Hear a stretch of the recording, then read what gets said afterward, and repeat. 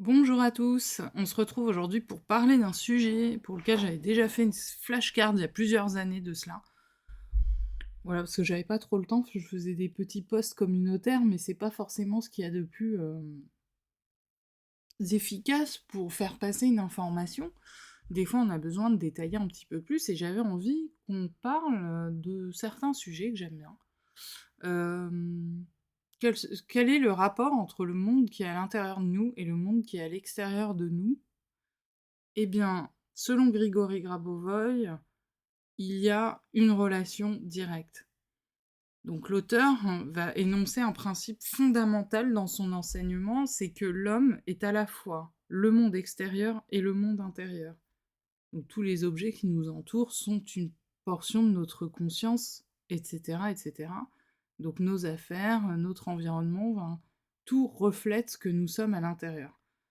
Et c'est là où le travail des émotions est hyper important et constant, parce qu'on est des humains, on a des peurs, on a des angoisses, on a de l'anxiété, on va stresser, on va avoir peur de l'avenir, on va avoir tout un tas de trucs comme ça, sauf que quand on est dans ces états-là, bah forcément on va recréer des choses derrière qui sont pas toujours super cool.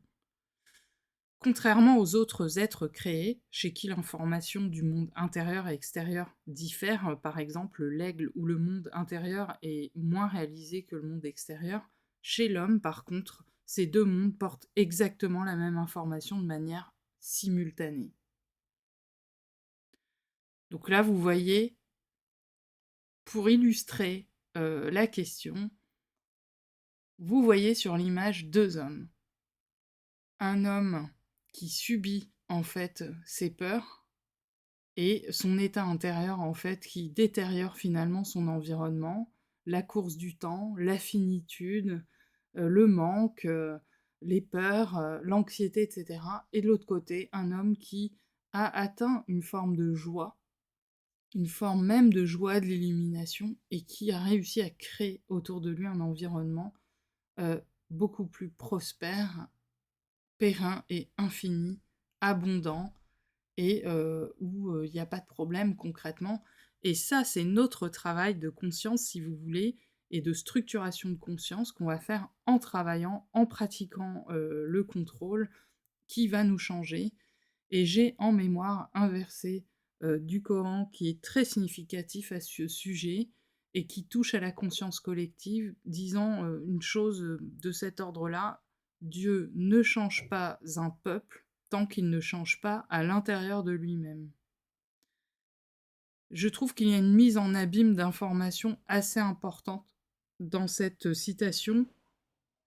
C'est que d'une part, l'homme doit changer à l'intérieur de lui-même pour changer ce qui est à l'extérieur de lui-même. L'extérieur de lui-même, c'est aussi les autres et le peuple auquel il appartient, puisque les sommes de toute notre conscience créent le peuple, et notre peuple a une conscience collective. Alors nous, Français, niveau conscience collective, on n'est pas bien gâtés en ce moment, je vous l'accorde, et c'est justement pour ça que c'est plus dur. Parce que peut-être que si on vivait dans d'autres pays, notre conscience collective serait tout à fait différente, et on voit le mindset des cultures. On parlait de la perception, des perceptions, des fonctionnements sociaux, etc., dans la vidéo précédente. On le voit dans la culture. Je vous donne un exemple, un truc tout bête. Il y a beaucoup de chaînes de YouTube où il y a des nanas qui tirent les cartes, alors, qui sont pas forcément médiums, faut le savoir, mais elles ont le sens du show et du spectacle, etc. Et je trouve que c'est très intéressant d'un point de vue sociologique, parce qu'on voit le mindset de certains pays, certains peuples auxquels les cartomanciennes vont appartenir, la façon dont les titres vont être rédigés ou l'idée qu'ils vont véhiculer est très intéressante, parce qu'une nana américaine qui va tirer les cartes va exprimer des sujets qui n'ont complètement rien à voir avec les françaises. Et si c'est une nana, je sais pas, qui vient du centre de l'Afrique, ça va être encore un autre délire, un autre truc. Et ce qu'elles disent, que ce soit vrai ou faux, on s'en fout, c'est pas ça, parce que ça reste du divertissement. Et que je pense qu'une majeure partie d'entre elles ne maîtrisent tout simplement pas cet art-là. sans vouloir être dans les préjugés ou quoi, mais que c'est une forme de manne financière avec les chaînes monétisées, et cetera, qui fonctionne. C'est du divertissement, mais là où je trouve que c'est intéressant, c'est la façon de penser dans les peuples. Et quand on travaille à l'international avec d'autres cultures, d'autres personnes, ce qu'on appelle le cross-cultural management, bah, on se rend compte de la différence des cultures, en fait, et on a un énorme effort à produire pour s'adapter à chaque culture. Et ça, c'est super intéressant. Et c'est justement le reflet du monde intérieur qu'on va avoir, du monde intérieur collectif qu'on va avoir, et de facto, bah, du monde extérieur qu'on va produire immédiatement. Voilà. Donc, le monde intérieur de l'homme est créé par le Dieu unique, on le rappelle, puisque en matière de Grabovoi, on est dans l'unicité totale de Dieu, qui est le créateur unique de l'univers, et que l'homme, bah, il a des capacités de création aussi, et qu'en fonction de sa connexion, bah, disons, de la qualité du signal qu'il va avoir avec Dieu, bah, forcément, ça va influer sur son monde. Et donc, Dieu unique, dans la région précise où la conscience agit, euh, il va créer l'homme, et l'homme, de par sa connexion, va aussi modifier ça. Et c'est là où ça devient enfin, c'est assez compliqué parce que finalement, on est à 1 million d'années-lumière de savoir exactement c'est quoi une conscience structurée. Bon, je dirais, si on veut s'en rapprocher, c'est le Christ, hein. Je pense que la dernière personne qu'on ait rencontrée il y a 2000 ans qui avait la conscience vraiment la plus structurée, c'était certainement le Christ. Voilà, parce qu'on a la conscience collective aussi qui va venir nous happer dans les fameux sables mouvants dont je parlais l'autre jour dans une autre vidéo.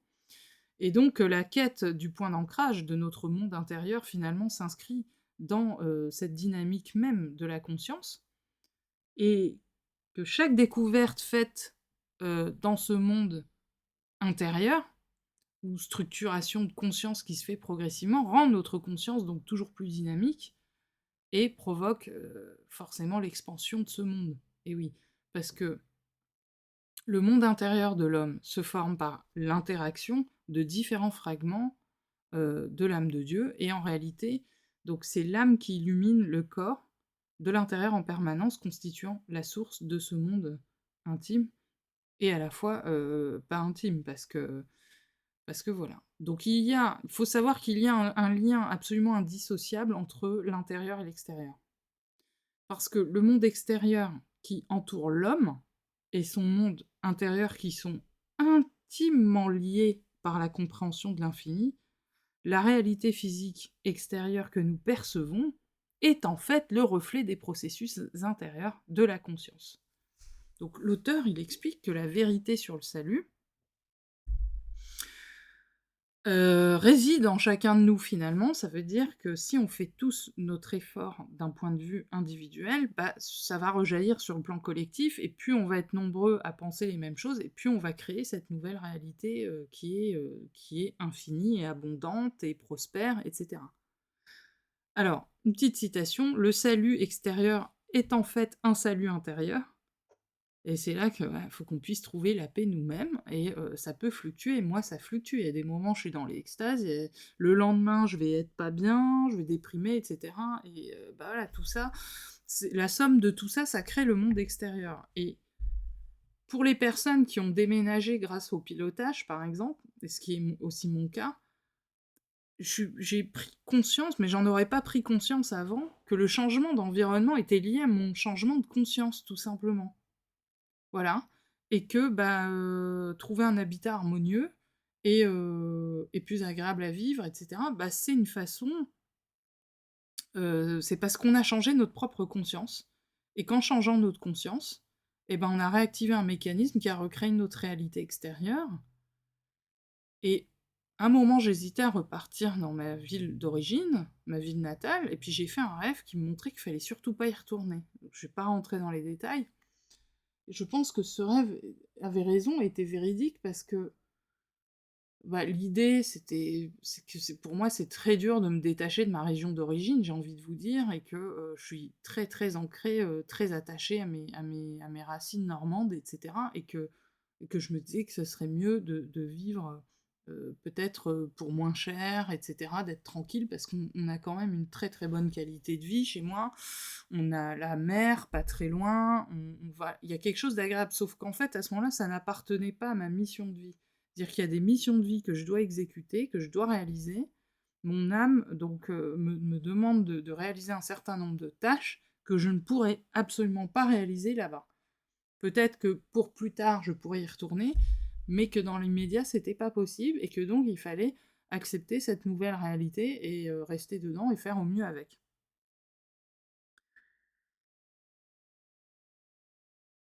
Donc, la réalité physique extérieure que nous percevons, finalement, c'est le reflet des processus intérieurs de la conscience. Voilà. Donc, Grigory Grabovoy, lui, il va expliquer que la vérité sur le salut réside donc en chacun de nous, et que l'homme unit tout par son amour, finalement, intérieur. C'est pas facile s'aimer soi-même, mais c'est le point de départ de tout, parce que là, si on attire tout le temps les mêmes personnes dans le cercle amical ou truc, c'est qu'en nous, il y a un truc qui laisse faire des choses, et au fur et à mesure où je pense on va structurer notre conscience, ben, on va gérer ces événements complètement différemment au fur et à mesure où on va avancer dans le temps et on va structurer notre conscience, etc. Tout ça.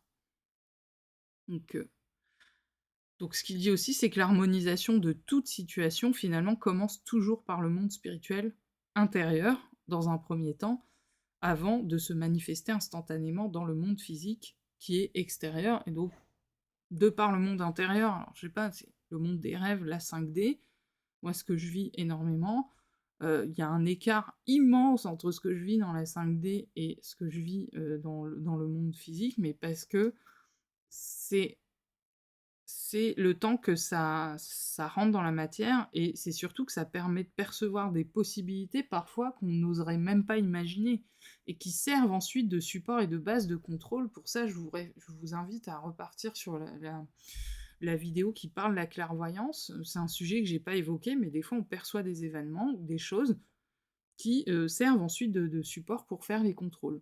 Parce que on est tellement dans un état dégradé, parfois, à l'état d'éveil, qu'on n'ose même pas imaginer que ça soit possible. Et dans le monde de GG, tout est possible, justement.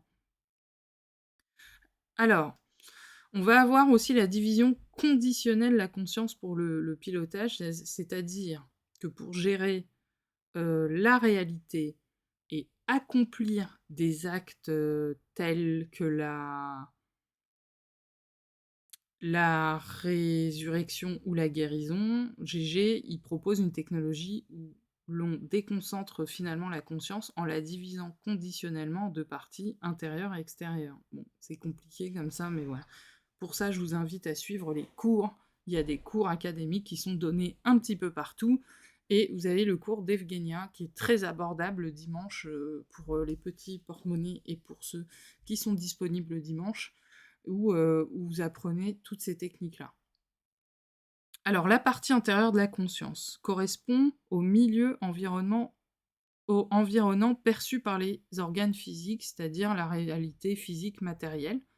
Ça va être, exemple, vous allez faire des achats dans un magasin, quoique ça se fait de moins en moins, mais voilà. Ça va être les objets qui vont vous entourer dans l'immédiat et qui sont vivants, pleinement vivants, et qui font partie de votre conscience, en fait. Les liens physiques que vous allez avoir avec les objets, les gens, etc. Puis vous avez la partie extérieure de votre conscience qui va englober tous les processus et les objets qui se trouvent en dehors de la réalité physique immédiate. Par exemple, vous allez avoir la pensée, parce que c'est la pensée qui crée, donc si on a des pensées négatives, ben, on va créer de la destruction. Si on a des pensées positives, voilà. Puis voilà,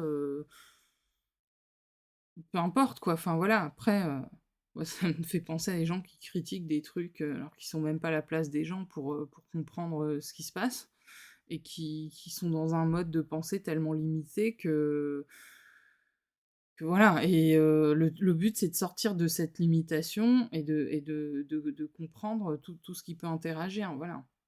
Alors trouver des liens entre ces 2 parties, finalement, ça permet d'agir à la frontière de ce qui va les séparer et puis d'examiner la partie extérieure de la conscience qui est en dehors de la réalité physique, et donc ça va permettre de se retrouver dans la structure fondamentale du monde basée sur la conscience du créateur, donc c'est un peu plus l'image à droite, on va dire. J'essaie d'imaginer que ça peut être ça.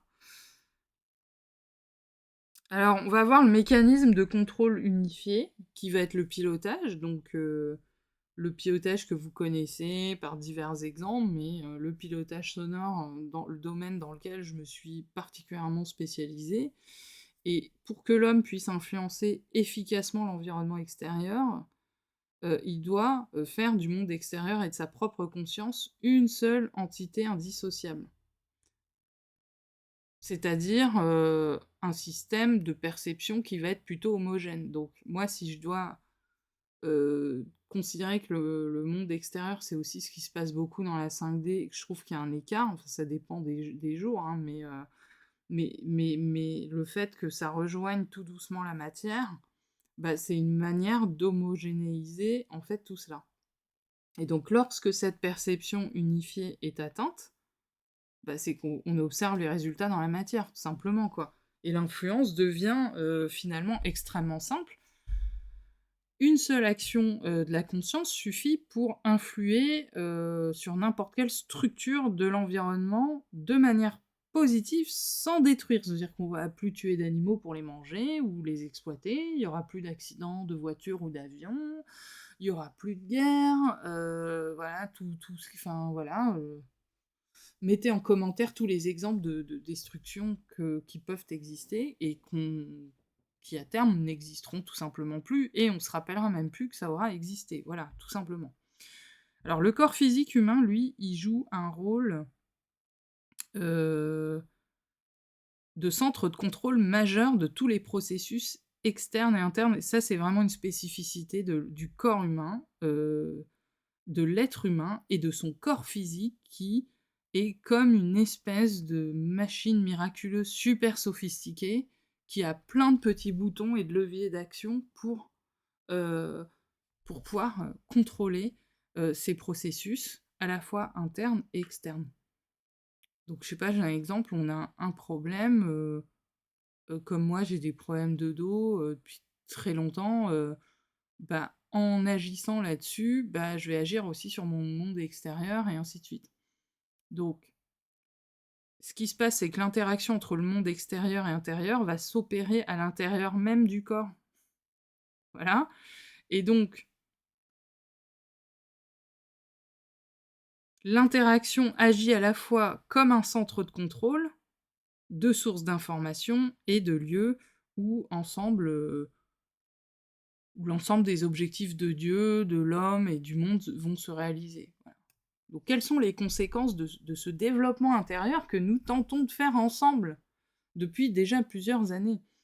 Et même plus encore, parce que je suppose que pour beaucoup, vous avez eu peut-être d'autres expériences passées de développement personnel, etc. Mais notre développement intérieur,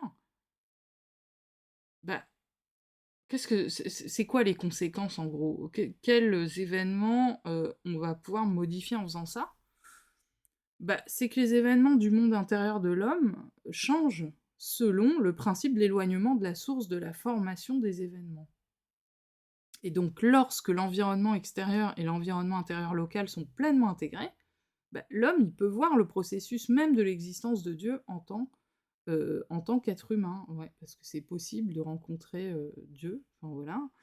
Et donc, c'est par la compréhension profonde de ces structures que l'homme s'aperçoit que les lois divines et humaines se croisent indiscutablement dans la structure primaire du monde. Donc lui donnant ainsi la capacité, finalement, de créer un monde harmonieux et puis d'assurer le développement éternel. Alors, comment on appelle ça dans les traditions monothéistes parce que j'ai pas toutes les références religieuses du monde entier, mais je pense que dans le christianisme, on va parler de ce qu'on appelle l'avènement du royaume de Dieu. donc c'est ça. Et puis, dans les traditions, juives, ça va être l'arrivée du Mashiach, du Messie, et pour les musulmans, les temps du Mahdi, où on est censé vivre une pleine abondance absolue, où la pauvreté n'existera plus, on n'aura plus besoin de faire l'aumône, il y aura plus de maladies, il y aura plus de problèmes, il y aura plus de pauvreté, plus de morts, plus rien. Voilà. Donc, comment on va faire pour en arriver là? Bah, en changeant notre conscience. Et je pense que plein de religions à travers le monde ont fait le boulot sur les millénaires précédents. Mais bon, c'est comme un bébé. Un petit bébé qui vient de sortir du ventre de sa mère, on va pas lui donner un steak frites à manger tout de suite. On va forcément lui donner un biberon, il va téter le sein de sa mère, il va boire du lait dans le biberon, puis quelques années plus tard, il va commencer à intégrer des aliments, de la purée, des choses comme ça, et puis après, petit à petit, bah, en fait, l'humanité, nous, on est pareil, et donc on est dans des phases successives où à chaque fois, on doit intégrer des nouveaux éléments d'évolution, et que ces nouveaux éléments d'évolution, bah, ils se font, que ça soit pour qu'ils tendent vers la destruction ou qu'ils tendent vers la construction. Et c'est là où faut prendre le chemin le plus optimal, je dirais, pour nous, parce que bon, on a des grandes civilisations, même à l'heure actuelle sur Terre, mais qui détruisent en fait. Voilà. Donc voilà. Alors, bon, moi je vous le dis tout le temps, je suis pas prosélyte, je partage ma passion pour les enseignements. Je ne vous impose rien ni aucune vision, je ne supporte d'ailleurs pas qu'on m'impose des visions, tout est critiquable, tout est discutable, et comme dirait saint Thomas, je ne crois que ce que je vois. Donc comment vous expérimentez ces choses-là à votre niveau? En tout cas, ceux qui le font avec les pilotages sonores, qui règlent les histoires d'émotions, qui règlent les histoires de conscience collective, et qui avancent pas après pas pour finalement modifier leur environnement extérieur, matérialiser les bonnes rencontres au bon moment, voilà, augmenter leur planning quand ils ont du travail, etc., tout ça. Et, euh, et donc ça, c'est des gens qui le vivent tous les jours, en pratiquant le contrôle, et puis en pratiquant aussi le contrôle via les pilotages sonores, parce que du coup c'est efficace, c'est quasiment passif, mais ça permet de nous changer à l'intérieur pour qu'on change à l'extérieur. Donc voilà. Après, trouver les interrelations entre, voilà, j'ai mal là, j'ai ci, ça, bon, bah, c'est un autre sujet, il y a plein de trucs à dire sur ces sujets, il y a plein d'experts sur les sujets qui donnent des variantes différentes, mais le simple fait même d'en avoir conscience, ça change la vie, quoi. Moi, il y a une époque, je subissais la maladie et je me posais pas de questions, je subissais le fatalisme, c'est pas juste, c'est ceci, cela, alors qu'en fait, maintenant, de plus en plus, je vois les liens sémantiques, les liens psychologiques d'état d'esprit systématiques. Moi, je sais très bien qu'à chaque fois que je regarde les actualités et que je me concentre sur les faits divers, comme le décès du petit Émile, qui a certainement été un meurtre, ou la géopolitique, c'est-à-dire ce qui se passe au Moyen-Orient, je tombe malade direct juste après. Et c'est là où il faut arriver à doser entre ne pas nier la réalité pour la dénoncer et agir dessus, c'est-à-dire faire du contrôle pour le salut global, etc. Parce que ça sert à rien de nier les choses, il faut pas les nier, il faut savoir enlever le voile et les voir telles qu'elles sont pour pouvoir agir dessus et contrôler, et en même temps savoir s'en distancier suffisamment quand il y a besoin d'être dans sa bulle de bonheur et d'éternité, de temps qui se dilate, etc. Tout ça, vous voyez le monsieur à droite, lui, il vit ça, voilà, cette plénitude. Donc est-ce que vous vivez cette plénitude quand vous êtes dans les enseignements?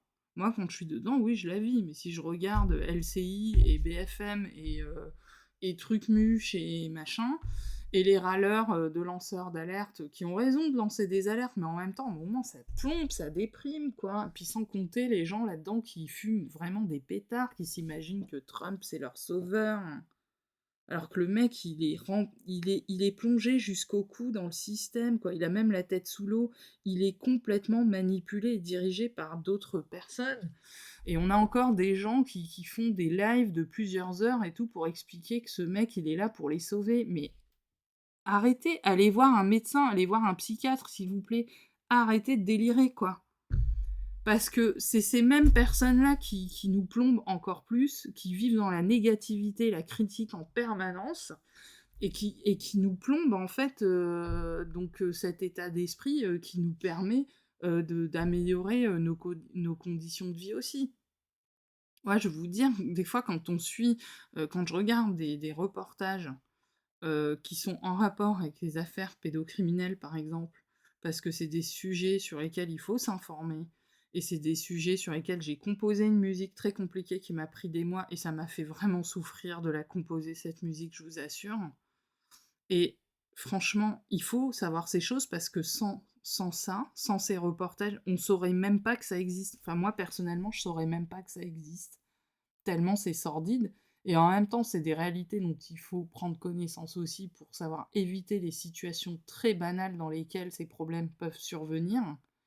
Mais d'un autre côté, il faut dénoncer pour pouvoir changer ça et l'améliorer et piloter et contrôler, mais en même temps être sans arrêt là-dedans. Moi, honnêtement, à l'époque où des fois je m'intéressais à ces sujets, j'arrêtais pas de faire des cauchemars après. Parce que moi, c'est beaucoup les rêves et les rêves lucides.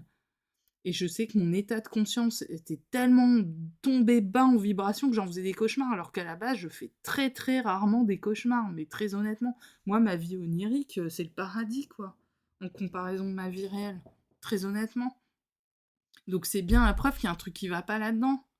Alors, on a, par exemple, une série d'excellente qualité qui mélange plusieurs périodes de l'histoire, qui représente des défis techniques avec des acteurs. Je parle de Game of Thrones. J'ai mis longtemps avant de me décider à la regarder, parce que de toute façon, j'avais pas le temps de la regarder au moment où elle est sortie.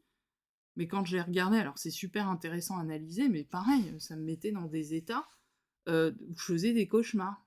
Encore une fois, je précise, c'est très rare que je fasse des cauchemars. À partir de là, on comprend que tout ça, c'est voulu, et que les médias, les infos, la corruption dans les médias, parce qu'il y a des lobbies, il y a des financements, il y a des gens sur des plateaux qui vont défendre des causes parce qu'ils sont payés pour ça, etc. Bon, comprenez que tout ça, parce que moi je pense à mon père qui passe son temps sur LCI, il est obsédé par les infos, il n'y a pas que lui, une personne très proche de moi qui se laisse embrigader là-dedans, mais c'est pas de sa faute, c'est parce qu'elle a grandi dans un univers déjà géopolitique très complexe et a toujours besoin d'avoir cette connexion, a un instinct primaire pour détecter les prédations précoces chez certains dirigeants, etc. Mais se créent leur enfer toute seule. Parce que là, on est dans un moment où les médias se sont tous organisés pour qu'on soit persuadé qu'il va y avoir une guerre mondiale. Et plus on va être nombreux à le penser, et plus elle va arriver, en fait. C'est ça qu'il faut comprendre. C'est d'une violence. Et donc ceux qui sont contents de se réjouir, de dire bah ça arrive, etc. Bah non, en fait, ils sont en train de nous tirer vers le bas, ces gens-là. Même si ce qu'ils disent c'est intéressant et que leurs analyses sont pertinentes, ils sont en train de nous tirer vers le bas.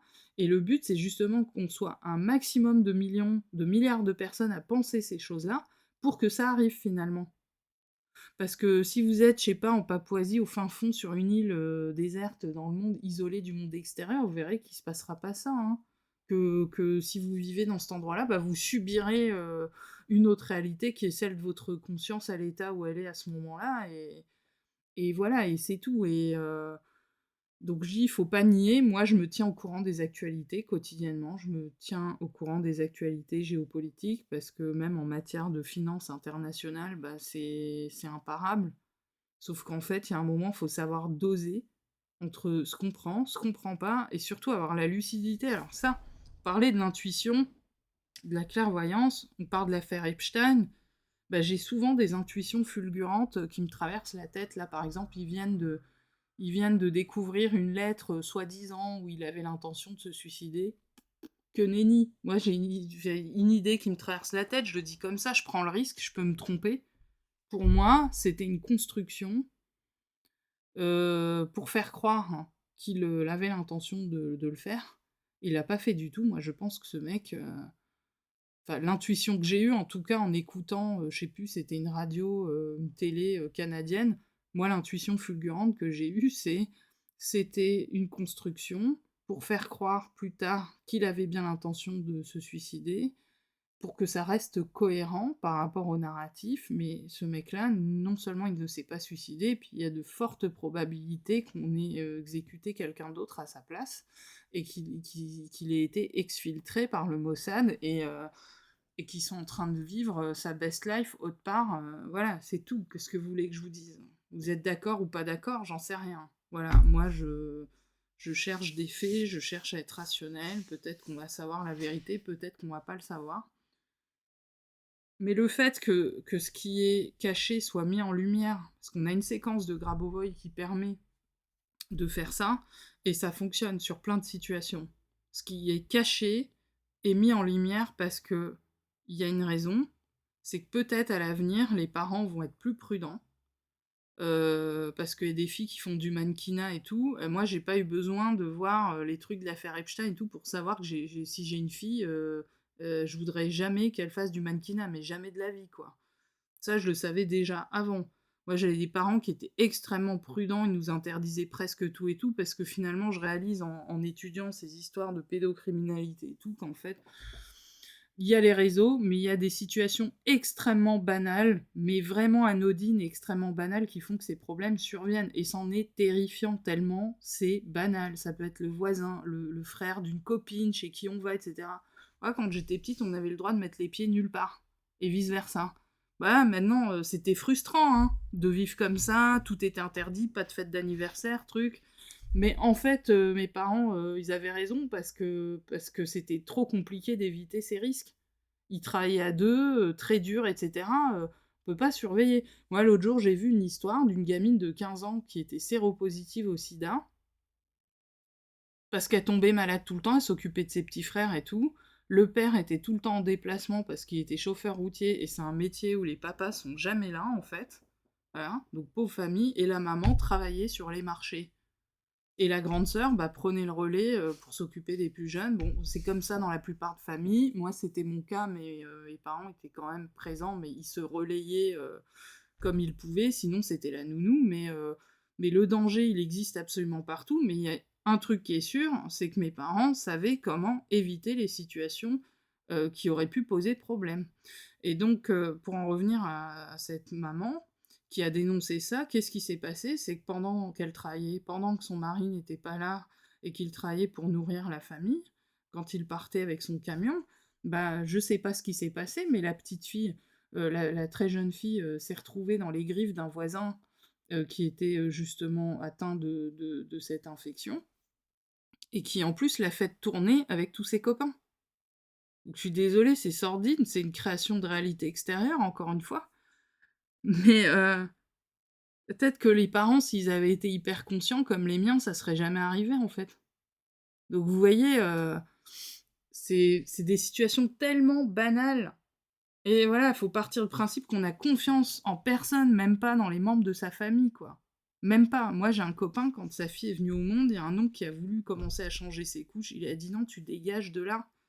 Tu dégages, je veux pas te voir, personne ne touche ma fille, quoi. C'est moi qui lui change ses couches.» Bah oui, parce que ça peut commencer là. Juste avec des histoires comme ça. Donc voilà, je sais que certains d'entre vous qui m'écoutent savent que ces trucs-là existent et que c'est affreux, et parce qu'il faut lutter contre ça, et que c'est en changeant notre conscience à l'intérieur, en étant à la fois alerte mais pas paranoïaque non plus, qu'on peut changer ce truc-là. Puis n'oubliez pas qu'il y a des problèmes transgénérationnels très importants dans ces histoires, parce que Bruno Clavier, qui est psychanalyste et spécialiste de la question parce que lui-même a été victime, retrace que s'il y a un problème de ce type dans une famille, c'est que toute la famille est gangrénée. C'est-à-dire, il trace l'arbre généalogique et en fait, il n'y a que des problèmes de ce type, d'inceste, de climat incestuel, de trucs, de barrières qu'il ne faut pas franchir, qui doivent être franchies, le père qui se met avec la femme de son fils, et vice-versa, enfin, des trucs sordides.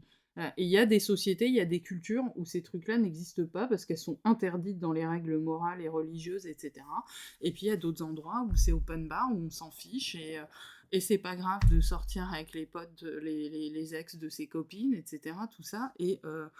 Et donc dans tout ce joyeux bordel, bah, les gens, ils sont contents d'eux, ils pensent que c'est super et que c'est bien, alors que en fait, non, pas du tout. C'est ce qui détruit la société, en fait. C'est ce qui détruit la pureté des familles et la structure même de la famille nucléaire, et c'est le point de départ de la société, en fait.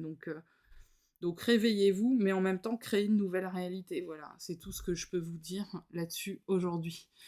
Allez, très bon week-end. Euh, Là, la prochaine étape, c'est le pont de l'Ascension. C'est des dates vraiment très importantes. D'ailleurs, à ce sujet, pour le pont de l'Ascension, il y a un séminaire avec 23 PRK, je crois, pour clôturer les cours sur la clairvoyance et les prévisions. Et ça se passe pendant le week-end de l'Ascension. Donc pour ça, je vous invite à rejoindre le cours d'Evgenia Uzukina et de contacter Annick, qui va vous donner toutes les informations. Sinon, vous allez sur l'onglet communauté où j'ai posté en fait leur communication sur ce séminaire pour ceux que ça intéresse, voilà. Moi, je vais y participer, je pense, en tant que juste participante à la conférence. Je vais pas me paramétrer sur les PRK parce que c'est pas à ma portée financièrement pour l'instant. Mais voilà, pour ceux qui le peuvent, bah, allez-y, je vous le recommande. Ça va permettre d'accélérer les apprentissages et d'augmenter votre champ de conscience. Allez, sur ce, je vous embrasse, à très bientôt.